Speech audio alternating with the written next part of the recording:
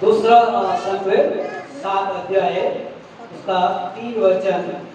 नातान ने राजा से कहा, हाँ, जो कुछ तेरे मन में हो उसे कर, क्योंकि यहोवा तेरे संग है। क्योंकि यहोवा तेरे संग है। हालेलुया। अपनी आंखों को बंद करेंगे और सारा ध्यान प्रभु के वचन पर लगाए।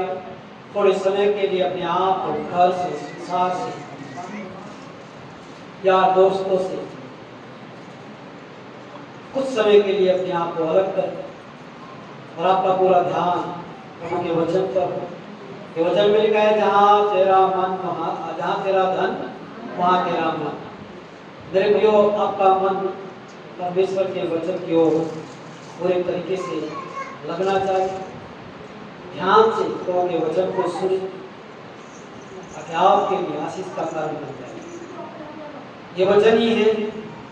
अगर आप महीने भर प्रभु का वचन को नहीं सुनते, इस संगति में नहीं जाते, तो टेंशन हो जाती है कि जब आप आते हैं ऐसी भी परिस्थिति हो पर आपको टेंशन नहीं होगा कि आपको मालूम पड़ जाता है कि मेरा उद्धार करने वाला, मेरा छुड़ाने वाला जीवित है और वो मुझे छुड़ाएगा, इसलिए टेंशन नहीं होगी। प्रभु का वचन सुनना बहुत जरूरी है। प्रभु तेरे लोगों को तेरे पवित्र वचन में आप तेरे जोरावर हाथों में सो वचन चुराने वाले गंदी आत्मा को इस जगह से प्रभु आपको सारा आदर सम्मान जलाल तेरे नाम को दे, यीशु के नाम, आमीन। हालेलुया। आप लोगों ने सुना, फिर से पढ़ेंगे, एक एक शब्द सुनेंगे। नातान ने राजा से कहा, जो कुछ तेरे मन में हो उसे कर, क्योंकि कौन संग है? कौन संग है? यहोवा तेरे संग है। हालेलुया। राजा के पास कौन जा रहा है? नातान कौन है? व्यवस्था है जहाँ पर 10 आज्ञाएं हैं, हारून की लाठी है जिसमें पत्ते और बादाम निकले हुए हैं, और जो मन्ना परमेश्वर ने इजराइलियों को खिलाया एक पात्र में वो रखा हुआ है इजराइलियों की जानकारी के लिए, उनको बताने के लिए। परमेश्वर ने 40 साल तक ये खिलाता रहा। तो मेरे प्रियो, दाऊद कहता है कि मैं तो देवदार के बने हुए घर में रहता हूँ और मेरा परमेश्वर तंबू में रहता है, जिसे मिलाप वाला तंबू भी कहते हैं, जहाँ पर परमेश्वर बात करता है।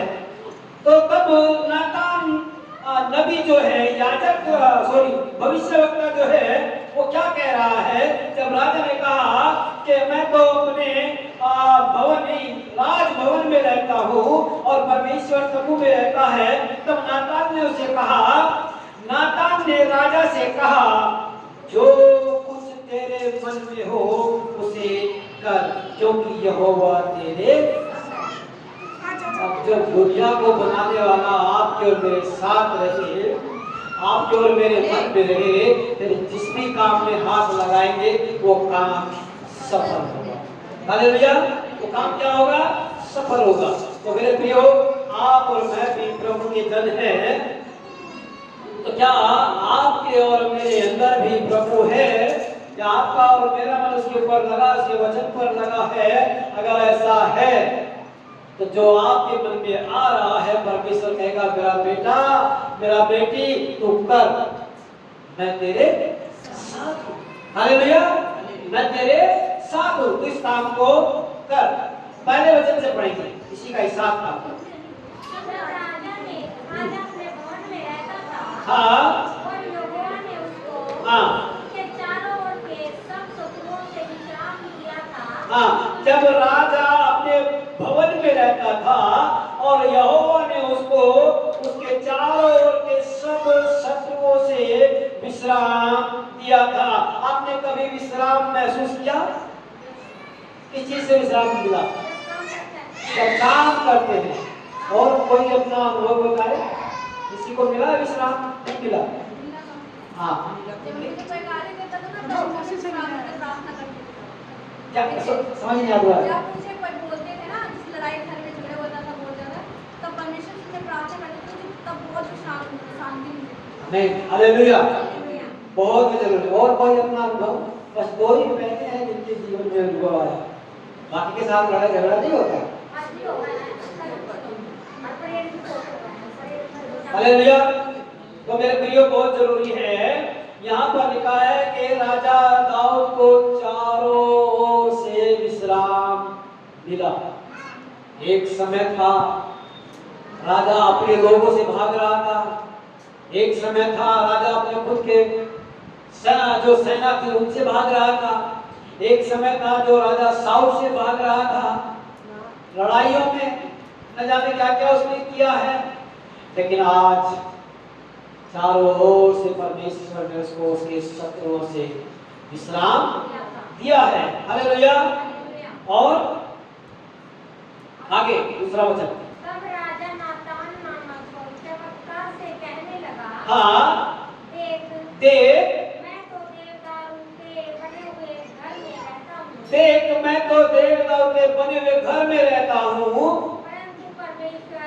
परंतु परमेश्वर का तंबू में रहता है। परमेश्वर का संदूक तंबू में रहता है, जो मैंने अभी बताया था, जिसमें व्यवस्था की पुस्तक है और मन्ना है, हारून की लाठी है, और ये उस संदूक में के जो तंबू में था, और वो तंबू मिलाप वाला तंबू भी बोला जाता था। हालेलुया। अब जब चारों ओर से राजा दाऊद को विश्राम मिला और वो खुश है, आनंदित है, क्योंकि उसके यहाँ किसी चीज का कोई कमी नहीं है। सुंदर राजभवन है और सुंदर सुंदर उसके कर्मचारी हैं, उसके काम करने वाले हैं, सुंदर उसके। मैं तो देवदारू के बने हुए घर में रहता हूँ और परमेश्वर का शत्रु जो है वो तंबू में रहता है।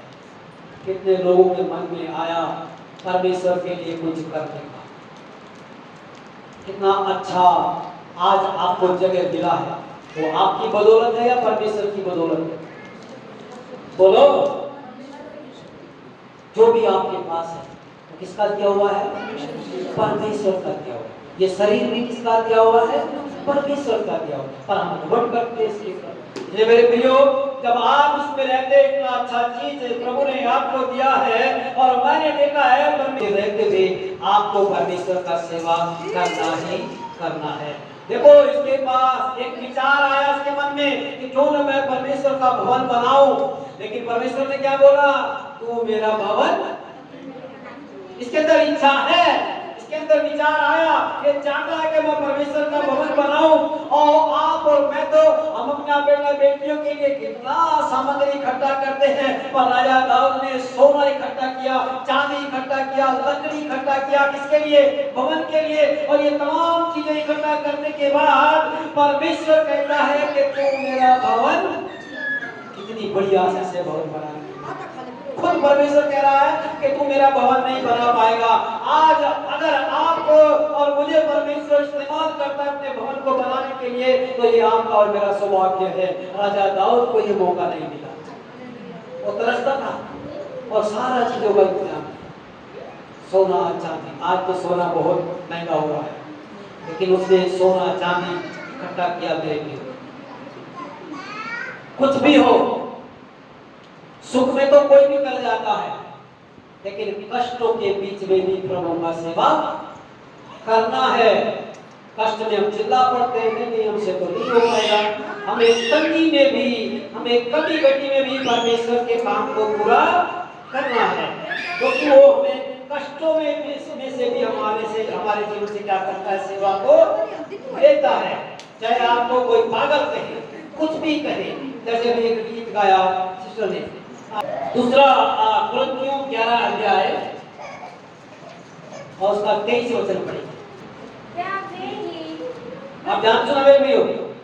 मसीह के सेवक हैं? क्या वे ही मसीह के सेवक हैं?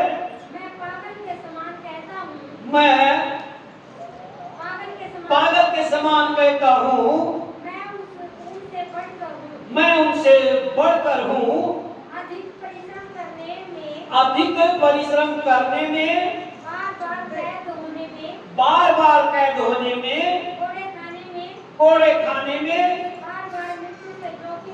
बार बार मृत्यु के जोखिम में। बस उसके बाद में पढ़ेंगे यहाँ क्या कह रहा है पौलुस, जो बाइबल का हीरो माना जाता है, उसके बारे में लिखा वो कह रहा है कि क्या वे ही मसीह के सेवक है।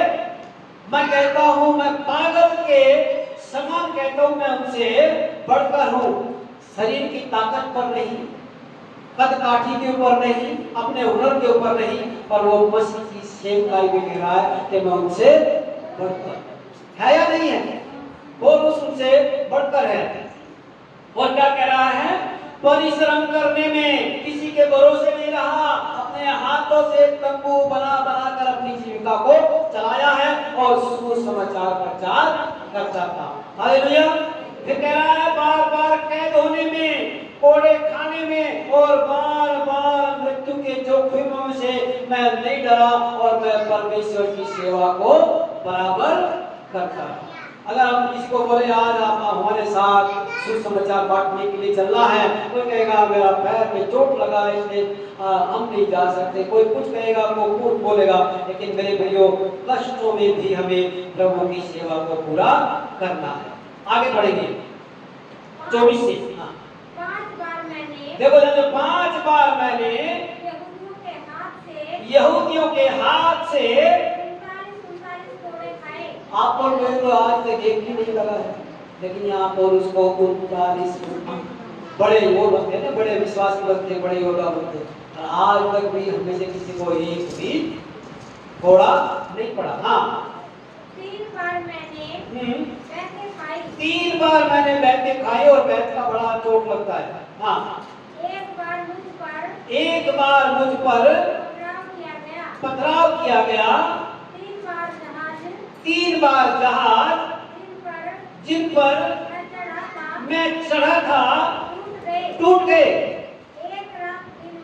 1 रात दिन मैंने कितनी परेशानी, कितनी मुसीबतें आई, और ये किसके लिए? ये इसके खुद के लिए नहीं, इसके खुद के परिवार के लिए नहीं, या अपने समाज के लिए नहीं, परमेश्वर की सेवा के लिए, परमेश्वर के सुसमाचार के लिए इतने कष्टों का इसने सामना किया है। आगे मैं बार-बार यात्राओं में नदियों के जोखिमों में, डाकुओं के जोखिमों में, अपने जाति वाले जोखिमों में, इस जाति वालों से बड़ा खतरा होता है।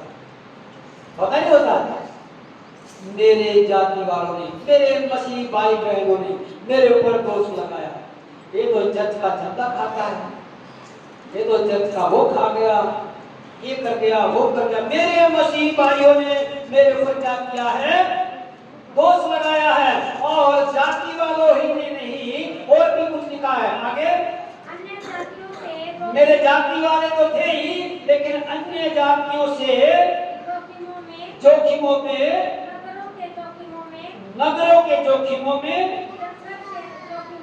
जंगल के जोखिमों में, समुद्र के जोखिमों में, झूठे भाइयों के बीच जोखिमों में रहा, झूठे भाइयों के बीच जोखिमों में रहा, और परिश्रम और कष्ट में बार बार जागते रहने में, भूख प्यास में, बार बार उपवास करने में, जाड़े में। हाँ, अगर आप इसको और आगे पढ़ेंगे तो मेरे प्रियो बहुत अच्छी अच्छी बातें यहाँ पर मिलेगी। आप और लोग उपवास करते हैं तो हम अपने घर में बोलते हैं आज मेरा उपवास है, कोई मुझे काम नहीं बताएगा, कहते नहीं कहते हैं? आज मेरा क्या है, चाहे वो भाई है चाहे बहन है, जो भी घर में उपवास रखता है वो यही बोलता है आज मेरा उपवास है और कोई भी मुझे कुछ नहीं बोलेगा, आज सिर्फ मैं उपवास में रहूंगा। और चाहे वो बाद में टीवी देखे, मोबाइल देखे, कुछ भी करे, पर उसको काम नहीं बता, बाकी काम वो सारे करेगा। कितना कष्ट इसने उठाया मेरे भाइयों, सिर्फ और सिर्फ परमेश्वर की सेवा की। 29 तक पढ़ देंगे, 28 और 29। और अन्य बातों को छोड़कर, हाँ, जिनका वर्णन मैं नहीं करता, हाँ, सब कलीसियाओं की चिंता प्रतिदिन सब कलीसियाओं की चिंता प्रतिदिन, मुझे तो बाकी है। हाँ मेरे प्रियो, जिनके अंदर बोझ है परमेश्वर का, वो कलीसियाओं को भी चिंता करेंगे। ये नहीं कि मेरा ये परिवार ठीक है, बस मैं अपने परिवार तक सीमित हूँ और किधर जा रहा है मुझे कोई मतलब नहीं है। लेकिन जो रियल में सच में परमेश्वर पर भरोसा करता है, वो देह का भी चिंता करता है। मेरा भाई, मेरा बहन किस परिस्थिति में है और किस तरीके से मैं इसके काम आ सकूं, किस तरीके से मैं इसका हेल्प कर सकूं, वो चर्च की कलीसिया का भी चिंता करता है। आगे, किसकी निर्बलता से मैं निर्बल किस नहीं होता। किसकी निर्बलता से मैं निर्बल नहीं होता, किसके ठोकर खाने से मेरा जी किसके ठोकर खाने से मेरा जी नहीं दुखता। कितनी अच्छी अच्छी बातें यहाँ पर लिखा है, कितना अच्छा वचन यहाँ पर लिखा है। ये सारे जोखिम पौलुस ने उठाए और आप और मैं यहाँ मौजूद है। 6 पंखे चल रहे, 7 पंखे चल रहे हैं और आराम से बैठ के हम प्रभु का वचन सुन रहे हैं। मैं सुना रहा हूँ, आप सुन रहे हैं, लेकिन मेरे प्रियो, उसकी सेवा करना बहुत है।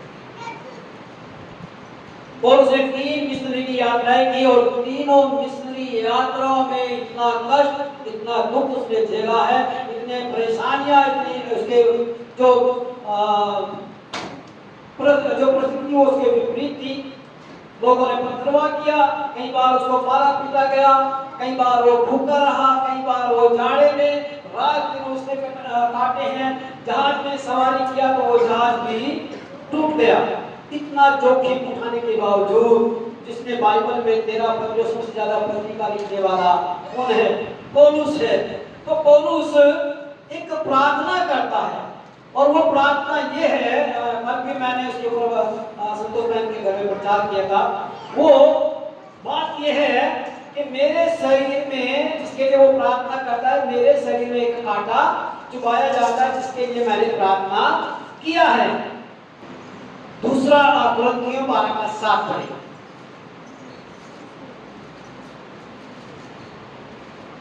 इसलिए कि मैं प्रकाशनों की बहुतायत से भूल न जाऊं। मेरे शरीर में एक कांटा चुभाया। क्या है? मेरे शरीर में एक कांटा चुभाया गया, अर्थात का एक दुख कि मुझसे मारे, ताकि मैं भूल न जाऊं। हाँ, इसके विषय में मैंने प्रभु से 3 बार विनती की कि मुझसे यह दूर हो जाए। हालेलुया। ये वो पौलुस है जिसके प्रार्थना करने से रोगी चंगे हो जाते हैं। ये वो पौलुस है, जब ये वचन का प्रचार कर रहा था तो एक लड़का, नौजवान लड़का ऊपर से नीचे गिर जाता है और पौलुस की प्रार्थना के द्वारा वो जिंदा हो जाता है। और वचन में तो यहाँ तक लिखा है कि पौलुस के कपड़ों से, उसके रुमाल से लोग चंगे हो जाते थे। लेकिन यहाँ पर पौलुस जो प्रार्थना कर रहा है कि हे प्रभु, मेरे शरीर के अंदर जो कांटा चुभाया जाता है, उस कांटे के लिए वो प्रार्थना कर रहा है। परमेश्वर इसकी प्रार्थना को नहीं सुन रहा है। क्या कारण है, क्यों नहीं सुन रहा है? क्यों ऐसा यहाँ पर लिखा है? 9 वचन पढ़े किसी का। पर उसने, परमेश्वर ने उससे कहा, प्रभु ने कहा, मेरा अनुग्रह तेरे लिए बहुत है। मेरा अनुग्रह तेरे लिए बहुत है, क्योंकि मेरी सामर्थ निर्बलता में सिद्ध होती है। इसलिए मैं कहता है कि मैं पागल हूँ तो कोई बात नहीं, मैं उनसे बढ़कर पागल हूँ। मैं अगर घमंड करता हूँ तो मैं अपनी निर्बलताओं पर घमंड करता हूँ, ताकि प्रभु मुझे निर्बलताओं में क्या करे? बलवंत बनाए। तो आप भी, आप और मैं भी ऐसा ही बोलने पाए जैसा यहाँ पर पौलुस बोल रहा है। इसके शरीर में एक कांटा चुभाया जाता है और ये उसके लिए प्रार्थना करता है। अब उसके शरीर में क्या प्रॉब्लम है, क्या दिक्कत है, कोई नहीं जानता। किसी को पता है तो बताएंगे क्या प्रॉब्लम थी इसके जीवन में? बताओ।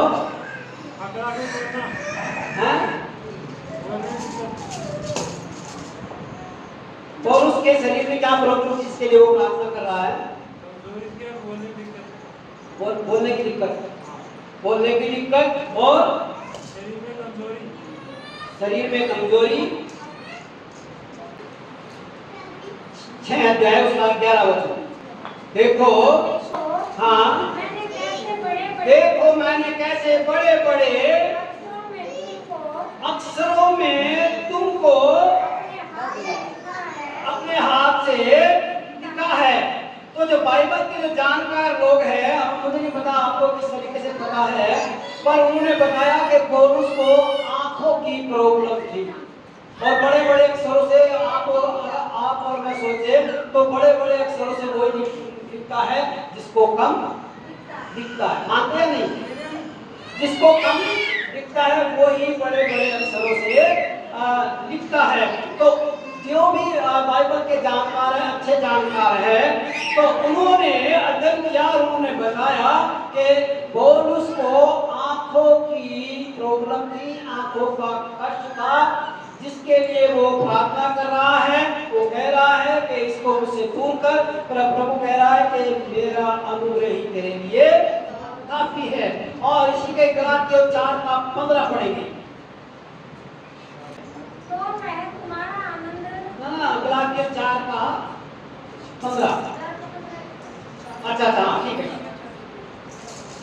तो वह तुम्हारा आनंद पढ़ जाते हो। तो वह तुम्हारा आनंद मनाना कहाँ गया? मैं तुम्हारा ध्यान सुना, मैं तुम्हारा गवाह हूँ कि यदि हो सकता तो अपनी आंखें हाँ क्या लिखा है? तुम अपनी आंखें भी निकाल कर मुझे इस वचन को समझ रहे आप लोग? आंखों की प्रॉब्लम यहाँ पर साबित होती है। और पौलुस क्या कह रहा है? तो क्या तुमसे सच बोलने तो मैं तुम्हारा आनंद मनाना कहाँ गया? मैं तुम्हारा गवाह हूँ। किस तरीके से मैंने तो यीशु समाचार सुनाया है कि यदि हो सकता तो तुम अपनी आंखें भी निकाल कर मुझे दे देते, क्योंकि सबके सामने मैंने मिशनरी यात्राएं की है, इतना कष्ट उठाया है और तुम सबको पता है कि मेरी आंखों में प्रॉब्लम है। अगर तुम मुझसे प्रेम करते, तुम मुझसे चाहत रखते, तो आप अपनी आंखें भी निकाल कर मुझे दे देते। मेरे प्रियो, इस वजन से भी ये साबित होता है कि हो सकता है पौलुस को आंखों की प्रॉब्लम, और उसके लिए वो प्रार्थना करता है और कहता है मेरा अनुग्रह तेरे लिए। आज मैंने आता किसको क्या प्रॉब्लम है? मेरे शरीर में शुगर की प्रॉब्लम, मेरा पत्नी को भी शुगर का प्रॉब्लम है। कलीसिया में से कई लोगों ने पूछा क्या रहा जब भी हम हॉस्पिटल में जाते हैं, तो ये शुगर रूपी कांटा ये हमारे शरीर में चुआ है और हम इसके लिए प्रार्थना कर रहे हैं और प्रार्थना सुनी नहीं जा रही। हो सकता है कई लोगों ने सुना पता नहीं क्या बात है, क्यों उनका शुगर कम नहीं हो रहा है। हो सकता है इनके लिए कुछ गड़बड़ कर दिया हो। मेरे प्रियो, अगर ये कांटा लगा है, जैसे हमें शुगर का है, किसी को टीबी का है, किसी को थायराइड का है, किसी को सांस लेने की प्रॉब्लम है, तो चिंता ना करें, प्रभु से प्रार्थना करें। वो सुने ना सुने, अगर वो एक शब्द बोले कि मेरा अनुग्रह तेरे लिए, तो शुगर क्या चाहे कुछ भी हो जाए। दौड़ाने वाला कौन है? परमेश्वर। कोई भी प्रॉब्लम आपके और मेरे शरीर में हो जाए तो चिंता नहीं करना है। बीमारी आपके आने दो, पर उसके रहते हुए भी आप और मुझे प्रभु की सेवा करनी है। सुख में कोई भी कर सकता है। आज राजा दाऊद को चारों ओर से विश्राम मिला है, तब उसके मन में आया कि क्यों न मैं प्रभु के लिए एक भवन। तो प्रभु ने क्या बोला? तू मेरा भवन बना। और जब ये सारी चीजों को उसने इकट्ठा किया, सोना चांदी लकड़ी पत्थर, लेकिन वो उसको बना नहीं। तो मेरे प्रियो, कोई भी कांटा आज आपके जीवन में है, किसी को भी शुगर है, थायराइड है, टीबी है, कोई भी लाइलाज ऐसी बीमारी है, तो घबराने का जरूरत नहीं है।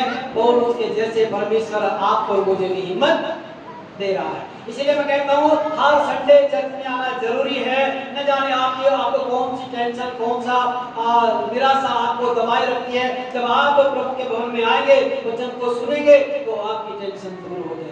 एक ही वचन अगर आपको मिल जाए तो उसी के जरिए आपका टेंशन दूर हो जाता है। इसलिए आपको परमेश्वर का वचन सुनने के लिए उसके भवन में आना बहुत जरूरी है। और पौलुस फिर आपका ध्यान किधर इधर ही है ना। पौलुस फिर उसको समझाता है, तीमुथियुस को समझाता है। तीमुथियुस को पेट का प्रॉब्लम, जैसे अभी आप अमित भाई के बारे में गवाही दिएगा कि पेट खराब चल रहा है, तो तीमुथियुस का भी बार बार बीमार पड़ता, बार बार पेट खराब होता है। तो पौलुस उसको सलाह दे रहा, कह रहा है कोई बात नहीं, प्रार्थना भी करते रहो, पर तू बार बार जो पेट की प्रॉब्लम से बीमार पड़ता है उसके लिए क्या करना है। पहला तीमुथियुस 5:23।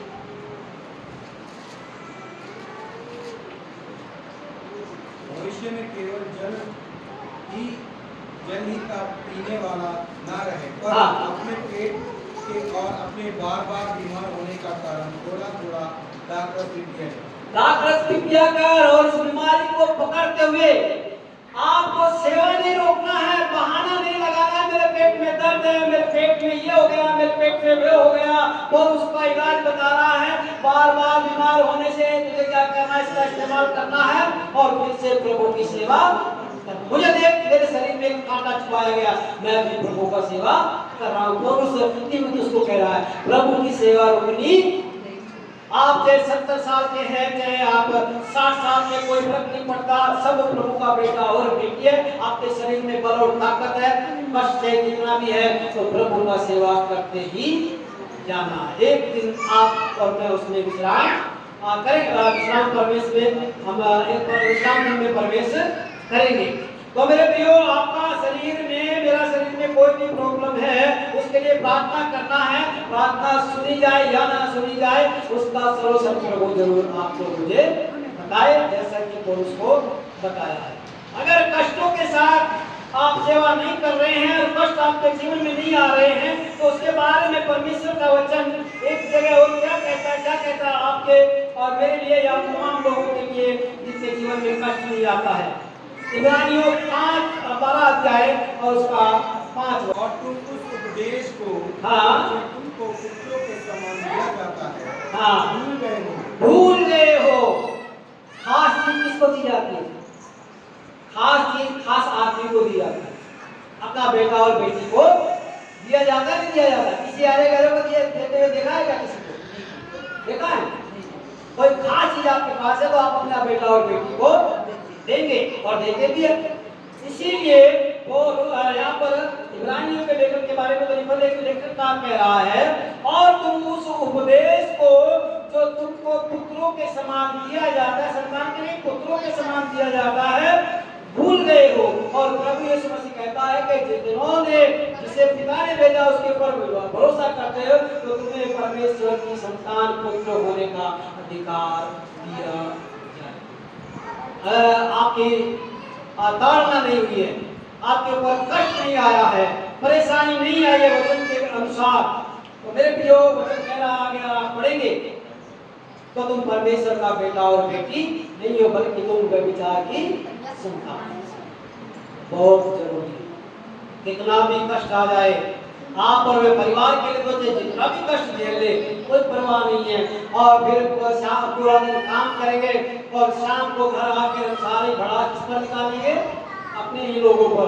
अरे इतना कष्ट सहते हुए, इतना दर्द पीड़ का सहते हुए मैं तुम्हारे लिए काम करता हूँ, वो करता हूँ, वो तो हम करते हैं, लेकिन प्रभु के लिए क्या करते हैं? कभी प्रभु के लिए हमने कष्ट उठाया क्या? ये बहुत जरूरी है। उसके लिए पागल हो जाए दुनिया, आपके पड़ोसी से जो मर्जी बोले, अगर आज सच में उसके लिए पागल है, तो दाऊद को भी पागल बोला गया था जब वो प्रभु की आराधना करते हुए क्या कर रहा था? डांस कर रहा था। एक आखिरी वचन पढ़ते फिर हम समाप्त करेंगे। भजन संहिता 119 67 उससे पहले की बड़े ध्यान सुना मेरे, उससे पहले कि मैं दुखित हुआ, मैं भटकता था। दुख आने से पहले क्या कह रहा है? इससे पहले कि मैं दुखित हुआ, मैं क्या करता था? भटकता। इसलिए दुख आपके और मेरे जीवन में बहुत जरूरी है। हाँ, आप कहेंगे आशीष का वचन तो दे रहे, दुख के बारे में बता रहे हैं, ध्यान सुनो। हाँ, परंतु अब मैं तेरे वचन को आकार, मेरा शरीर में कोई भी प्रॉब्लम है, अब मैं सच्चाई को जान गया हूँ, अब मैं प्रभु के अनुग्रह को जान गया हूँ, अब मुझे कोई परवाह। लेकिन पहले मैं भटकता था, अब मेरा भटकना बंद हो गया। मेरे प्रियो, आप और मैं भी ऐसे ही बोले कि मेरा भटकना बंद हो गया। आपका शरीर में, परिवार में कोई भी प्रॉब्लम है, बीमारी है, तो जब पौलुस को प्रभु कह रहा है कि मेरा अनुग्रह तेरे लिए बहुत है, इसके लिए प्रार्थना करने का जरूरत नहीं है, तो आप और मैं पौलुस को अपना एक नमूना आदर्श बनाए और उसके जैसे ही आप और मैं प्रार्थना करेंगे तो परमेश्वर वो शब्द आपको और मुझे भी बोलने पाए कि बेटा, मेरा बेटी, मेरा अनुग्रह ही तेरे लिए काफी है। और उस अनुग्रह में आप और मैं बड़े बड़े काम कर जाएंगे। शरीर में थकावट है तो दूर हो जाएगी, तब जब प्रभु का अनुग्रह। हालेलुया। शुगर से कितना कमजोरी आता है। हमारे बीच में मुकेश टीचर है, उसको पता है शुगर से, और भी जितने लोग शुगर से पीड़ित है उसको पता है कितना कमजोरी शरीर में आता है, कितना दर्द फील होता है। थायराइड का प्रॉब्लम भी है, कुछ ऐसा ही है। टीबी वाले को देखो, सांस सही से नहीं ले पाते हैं, लेकिन जब प्रभु का अनुग्रह आता है सब कुछ नॉर्मल होता है। हालेलुया।